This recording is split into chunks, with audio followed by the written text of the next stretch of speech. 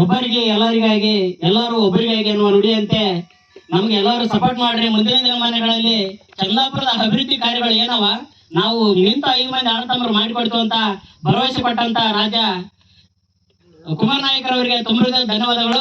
ಅದೇ ರೀತಿಯಾಗಿ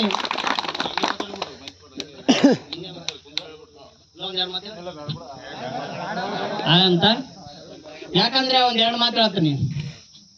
1857 ದಂಗೆ ಇತ್ತಲ್ಲ, ಆ ದಂಗೆಯಲ್ಲಿ ಸುರಪುರಕ್ಕೆ ಕ್ರಾಂತಿವೀರ ಸಂಗೊಳ್ಳಿ ರಾಯಣ್ಣ ಬಂದಿದ್ರು. ಬಂದಂತ ಸಂದರ್ಭದಲ್ಲಿ ನಮ್ಮ ದರ್ಬಾರದಿಂದ 300 ಅನುಭವ ಸೈನಿಕರನ್ನು ಬೆಳಗಾವಿಗೆ ಕಳಿಸಿಕೊಡಲಾಯಿತು. ಅದೇ ರೀತಿಯಾಗಿ ಈಗ 2024ರಲ್ಲಿ ರಾಜ ವೆಂಕಟಪ್ಪ ನಾಯಕರ ಮರಣ ಹೊಂದಿದ ನಂತರ ಪಕ್ಷಕ್ಕೆ ಸಾಗರದ ಉಪಾಯದಲ್ಲಿ ಸಾಗರ ಹೆಂಗ ಹರಿದು ಬರ್ತಾ ಇದೆ, ಆ ತರ ನಮ್ಮ ಜನಸಂಖ್ಯೆ ಹರಿದು ಬರ್ತಾ ಇದೆ. ಎಲ್ಲದರಲ್ಲಿ ಎರಡು ಮಾತಿಲ್ಲ, ಗೆದ್ದೆ ಗೆಲ್ತೀವಿ. ಮುಂದಿನ ದಿನಮಾನಗಳಲ್ಲಿ ರಾಜ ವೇಣುಗೋಪಾಲ ನಾಯಕರನ್ನ ಶಾಸಕರನ್ನಾಗಿ ಕಾಣುವುದು ನಮ್ಮ ಸುರಪುರದ ಒಂದು ಸಂತೋಷದ ಸಂಗತಿ ಅಂತ ಹೇಳ್ಬೋದು. ಅದೇ ರೀತಿಯಾಗಿ ಮುಂದಿನ ದಿನಮಾನಗಳಲ್ಲಿ ಶಾಸಕರಾದಂತಹ ಸಂದರ್ಭದಲ್ಲಿ ವಿಧಾನಸೌಧ ಕಳಿಸ್ತೀವಿ.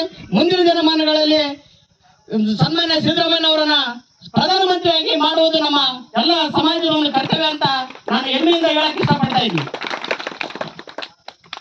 ಇಲ್ಲಿಗೆ ಚಾಲುವಾದ ಕಾರ್ಯಕ್ರಮ ಮುಗಿಯಲೇಬೇಕು. ಈಗ ಕಾರ್ಯಕ್ರಮ ಇಲ್ಲಿಗೆ ಮುಕ್ತಾಯ.